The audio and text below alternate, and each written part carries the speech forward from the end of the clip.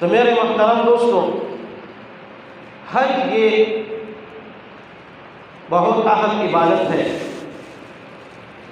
حج کسے کہا جاتا ہے، حج کیا ہے؟ علماء نے اس کی مختلف تعریفیں کی ہیں۔ ایک تعریف میں نے ایک کتاب کے اندر دیکھی جو بڑی زبردست لکھی ہوئی تھی۔ انہوں نے فرمایا کہ حج کہتے ہیں 7 عبادات کو 5 دن کے اندر 5 مقامات میں کرنے، یعنی 7 عبادات ہیں، وہ 5 دن آپ نے کرنی ہے، 5 دن میں کرنی ہے اور 5 مقامات کے اندر کرنی ہے۔ اس کو حج کہا جاتا ہے۔ وہ 7 عبادات کون کون سی ہیں؟ پہلی عبادت احرام باندھنا، دوسری طواف کرنا، تیسری سعی کرنا، چوتھی وقوف کرنا، 5ویں رمی کرنا، 6ویں قربانی کرنا، 7ویں خلق کرنا، سر کو موڑنا۔ یہ 7 عبادات ہیں۔ ان 7 عباداتوں کو 5 مقامات کے اندر کرنا۔ وہ مقامات کون کون سی ہیں؟ بیت اللہ نمبر 1، نمبر 2 صفا مروہ، نمبر 3 مزدلفہ، نمبر 4 مینا، نمبر 5 عرفات۔ اور یہ 5 دن کے اندر یہ اعمال 7 اعمال کرنی ہے۔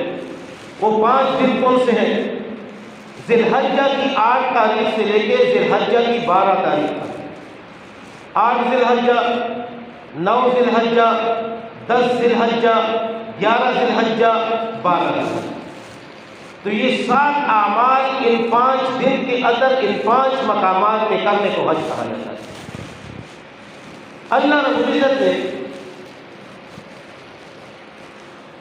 عبادات وہ تقسیم کی ہے 2 طرح کی۔ ایک کو عبادت بدنی کہا جاتا ہے اور ایک کو عبادت مالی کہا جاتا ہے۔ کچھ عبادات ایسے ہیں جن کا تعلق بدن کے ساتھ ہے اور کچھ عبادات ایسے ہیں جن کا تعلق مال کے ساتھ ہے۔ عبادت بدنی جس طرح کی نماز پڑھنا، یہ عبادت بدنی ہے، بدن کی عبادت۔ اس عبادت کے اندر امیر غریب سب کے سب شریک ہے، سب کے اوپر فرض ہے۔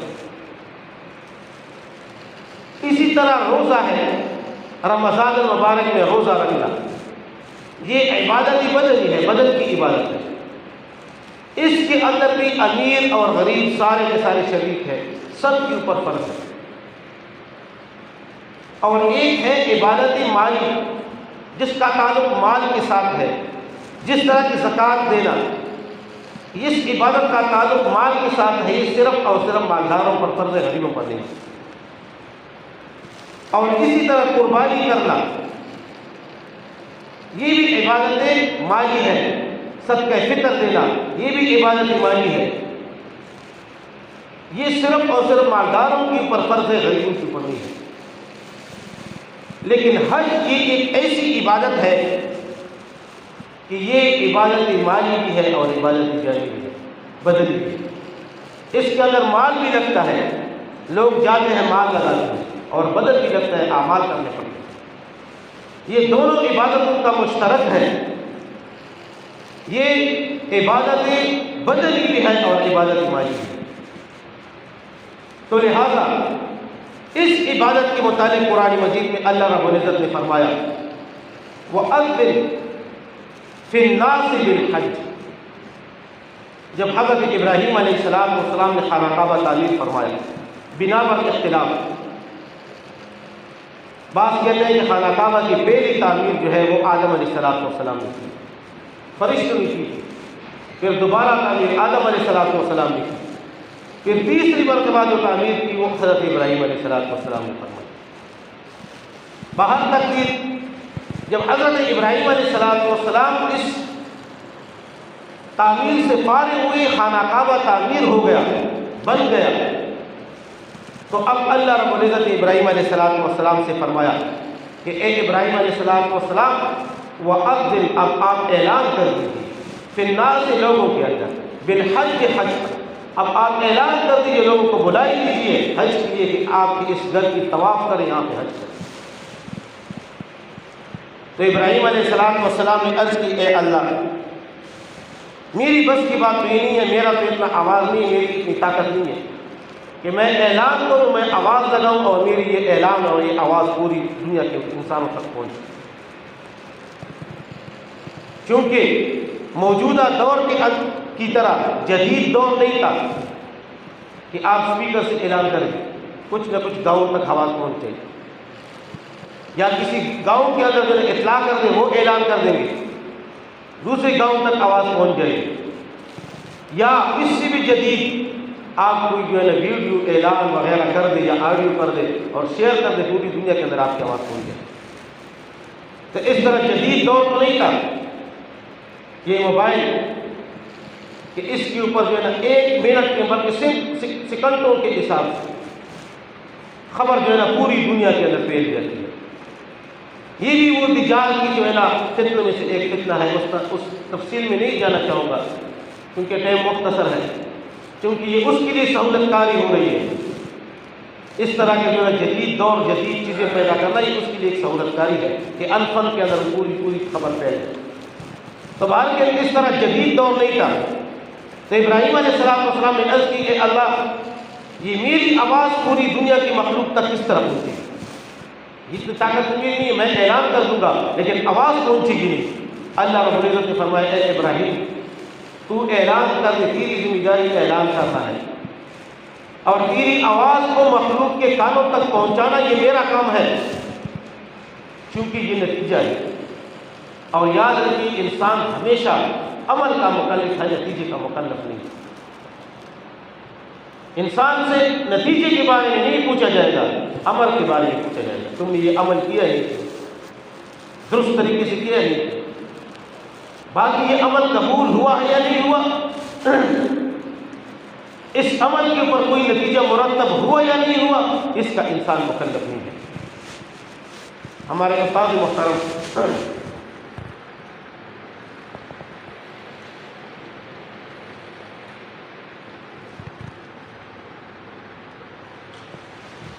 مفتی محمد حسن صاحب مد ذل والعالی اکثر طلباء کے ساتھ فرمایا کرتے تھے کہ محنت بقدر ہمت، نتیجہ اللہ تعالیٰ کے حوالے۔ طلباء سے فرمایا کرتے تھے آپ کی جتنی ہمت ہے اتنی آپ محنت کریں، پڑھتے رہیں، جتنی آپ کی ہمت ہے آپ محنت کر سکتے ہیں آپ کرتے رہیں، پڑھتے رہیں، نتیجہ اللہ تعالیٰ کے حوالے ہے، پتہ نہیں وہ اس نتیجے پر کیا جو ہے نہ دیں گے اور کیا مرتب کریں گے۔ تو ابراہیم علیہ السلام کو اللہ رب العزت نے فرمایا، اے ابراہیم آواز لگانا تمہارا کام ہے، اس کو مخلوق تک پہنچانا یہ میرا کام ہے، یہ نتیجہ ہے۔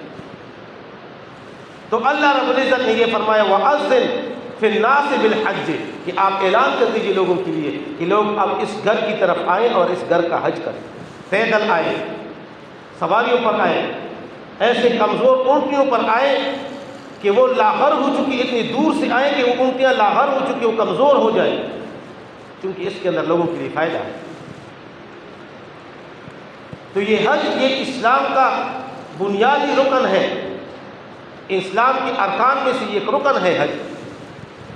دوسری جگہ اللہ رب العزت نے فرمایا، الحج اشہر معلومات فمن فرض فیہن الحج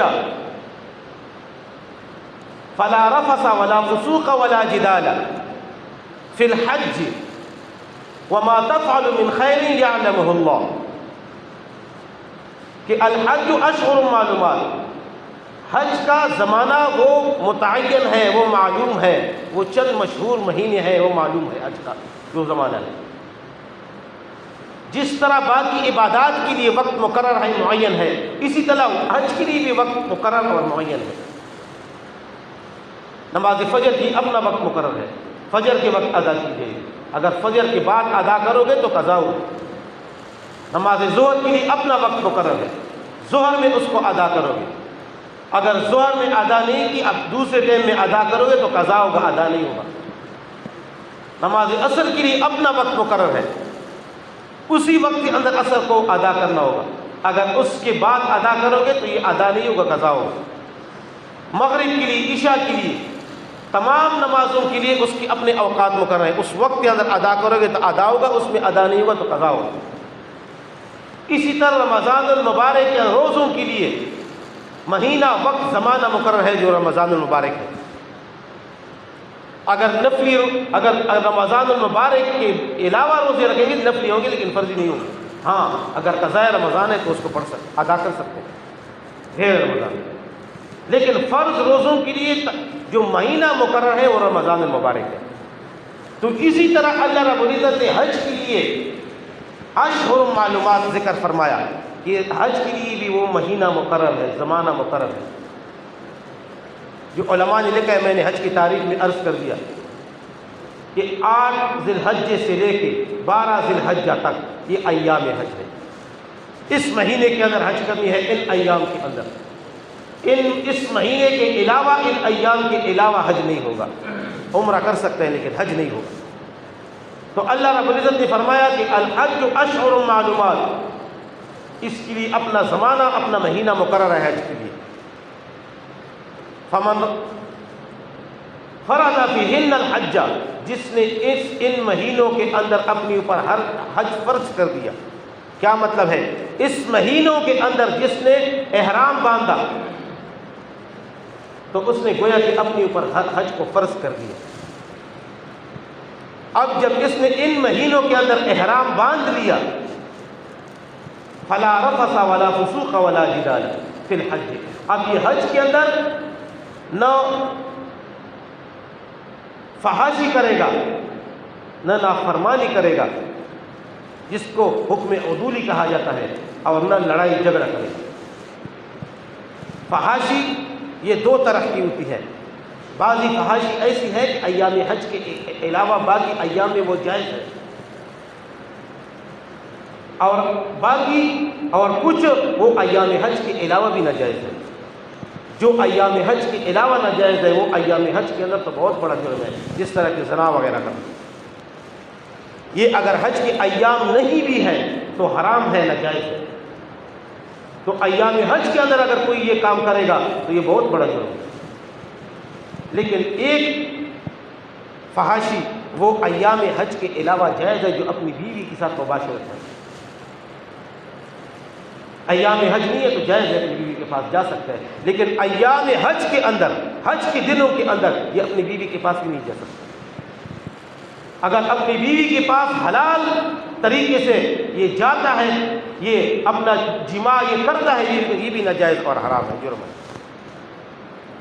اللہ رب العزت نے فرمایا کہ نہیں، اگر احرام باندھ دیا ان ایام کے اندر تو اپنی بیوی کے پاس بھی نہیں جا سکتے، اگر آپ کے پاس بیوی ہے ایام حج میں، یہ بھی ناجائز اور حرام ہے۔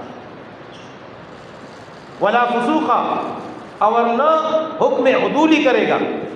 علماء نے لکھا ہے حکم عدولی بھی 2 قسم کے ہیں۔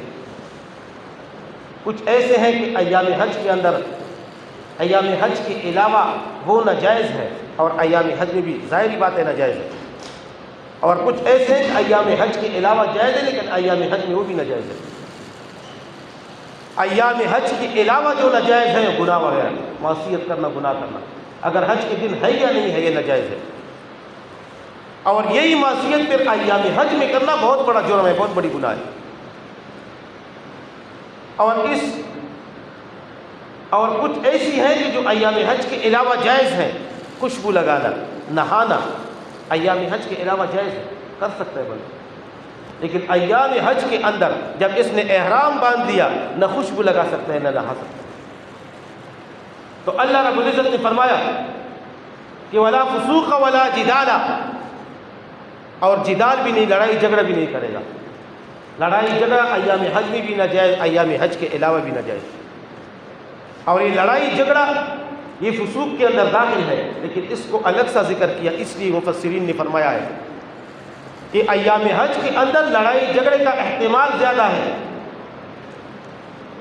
غالب ہے لڑائی جھگڑا، کیونکہ رش زیادہ ہوتا ہے، ہجوم ہوتا ہے، لڑائی جھگڑے کے اسباب زیادہ ہے، کسی کے ساتھ کندھا لگے گا، کسی کے ساتھ پاؤں لگے گا، کوئی تمہارے پاؤں کے اوپر پاؤں رکھے، کوئی تمہارے احرام کے اوپر پاؤں رکھے گا، کوئی دھکا دے گا، کوئی ایک طرف سے، کوئی دوسری طرف سے، آگے سے، پیچھے سے. تو اللہ رب العزت نے جدال کو الگ ذکر کیا کہ یہ یاد رکھیے کہ جب آپ نے احرام باندھنا حج کے لیے، ولا جدال، تو لڑائی اور جھگڑا نہیں کرنا، صبر کرنا ہے. تو ان دونوں آیاتوں کے اندر اللہ رب العزت نے حج کے احکامات بتلا دیے. پہلے نے اعلان فرمایا کہ ابراہیم علیہ السلام لوگوں سے اعلان فرمائیے، مسلمانوں سے، کہ وہ حج کے لیے آئے. اور دوسری آیت کے اندر اللہ رب العزت نے فرمایا کہ جس نے حج کا ارادہ کیا، ایک تو یہ ہے کہ وہ ذی الحجہ کے مہینے میں حج کرے گا، اس کے لیے ایام وہ معلوم ہے، ان ایام کے اندر اور اس مہینے کے اندر حج کرنا ہے، اس کے علاوہ نہیں. دوسرا، جب یہ حج کے لیے احرام باندھے گا، نہ فحاشی کرے گا، نہ نافرمانی کرے گا، اور نہ لڑائی جھگڑا کرے گا. اسی طرح آپ صلی اللہ علیہ وآلہ وسلم کی حدیث مبارکہ ہے، حضرت ابو ہریرہ رضی اللہ تعالیٰ عنہ اس کے راوی ہیں. آپ صلی اللہ علیہ وآلہ وسلم نے فرمایا، الحج المبرور لیس لہ جزاء الا الجنہ، او کما قال علیہ الصلوۃ والسلام، کہ حج مبرور، جس نے حج مبرور کیا اس کے لیے اللہ تعالیٰ کے ہاں جنت کے علاوہ کوئی بدلہ نہیں ہے. اس کے لیے اگر بدلہ ہے تو وہ جنت ہے اللہ تعالیٰ. حج مبرور کے دو قسم کے معنی محدثین نے لکھے ہیں. اس کا اپنا معنی ہے حج مبرور کا کہ وہ حج جو نیکی والا ہو. چونکہ مبرور لفظ جو ہے یہ بر سے نکلا ہے، اور بر عربی میں نیکی کو کہا جاتا ہے، تو لہذا مبرور یہ بر سے ہے. وہ حج جو نیکی والا حج ہو، جس نے نیکی والا حج کیا، اس بندی کے لیے اللہ تعالیٰ کے ہاں اگر جزا ہے تو وہ جنت ہے، اس کو اللہ تعالیٰ جنت دیں گے. اور نیکی والا حج کس کو کہا جاتا ہے؟ ایسی حج کی کہ جس کے اندر کوئی نافرمانی نہیں کی، کوئی گناہ اس کے اندر نہیں کیا، تمام آداب کا لحاظ رکھا، اس کو حج مبرور کہا جاتا ہے. اس لیے بعضی محدثین نے اس حج کا حج مبرور کا معنی حج مقبول کیا ہے کہ یہ حج مقبول ہے. ظاہری بات ہے جس حج کے اندر نہ کوئی گناہ کیا ہے، نہ کوئی نافرمانی کی ہے، تمام آداب کا لحاظ رکھا ہے، تو یہ حج مقبول ہے، یہ اللہ کے ہاں مقبول ہو چکا ہے.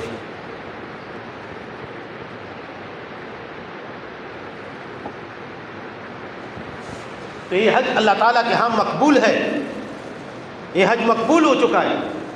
تو اس لیے بعضی محدثین نے اس کا معنی حج مقبول سے کیا ہے کہ جس بندے نے حج مقبول کیا، ایسا حج کیا کہ جو حج مقبول ہے اللہ تعالیٰ کے ہاں، اس کو اللہ تعالیٰ جزا اگر دیں گے تو خالص اور جنت دیں گے، اس کو اللہ رب العزت جنت دیں گے.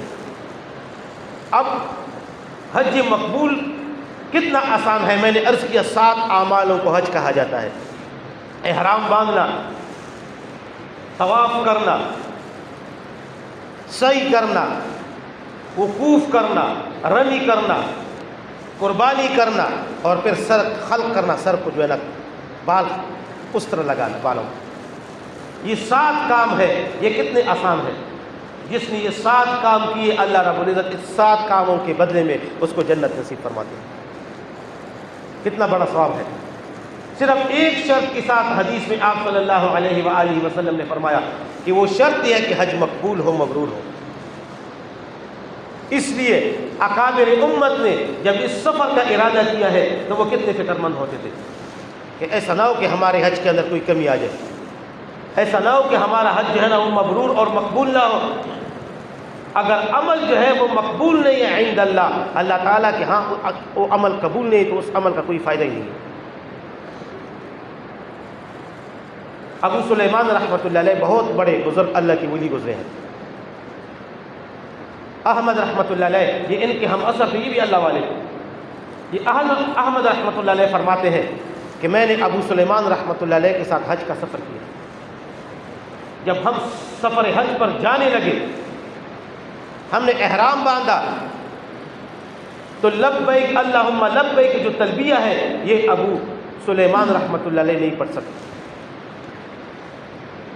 1 میل کا فاصلہ ہم نے طے کیا. اس کے بعد سلیمان رحمۃ اللہ علیہ نے بڑی مشکل سے لبیک اللہم لبیک کہہ کر سواری سے نیچے گرے اور بے ہوش ہو گئے. جب ان کو ہوش آیا تو مجھ سے عرض کرنے لگے، فرمانے لگے کہ حضرت موسیٰ علیہ السلام کو اللہ رب العزت نے وحی فرمائی ہے کہ اے موسیٰ ظالموں سے کہہ دو کہ مجھے کم یاد کر لیا کرے، مجھے کم یاد کر لیا کرے، اس لیے کہ اللہ رب العزت کا قانون اور قاعدہ ہے فاذکرونی اذکرکم، جب تم مجھے یاد کرو گے میں تجھے یاد کروں گا۔ تو حضرت موسیٰ علیہ السلام کو اللہ رب العزت نے فرمایا کہ ظالموں سے کہہ دو کہ مجھے کم یاد کر لیا کرے، اس لیے کہ ظالم جب مجھے یاد کرتے ہیں تو میں ظالموں کو یاد کرتا ہوں، لیکن لعنت کے ساتھ۔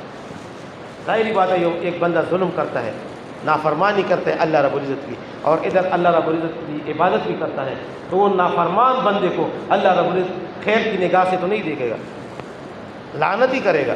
ایک بندہ کافر ہے، کفر کرتا ہے، اور کفر کے ساتھ ساتھ وہ اللہ کا ذکر بھی کرتا ہے کہ مجھے اللہ رب العزت یاد کرے، تو اس کافر کو اللہ رب العزت خیر سے یاد کرے گا، لعنت سے ہی یاد کرے گا۔ ہمارے استاد محترم حضرت مولانا شیخ اصیل بادشاہ صاحب مد ذل العالی وہ فرمایا کرتے تھے کہ جو بندہ ذکر تو میرے محترم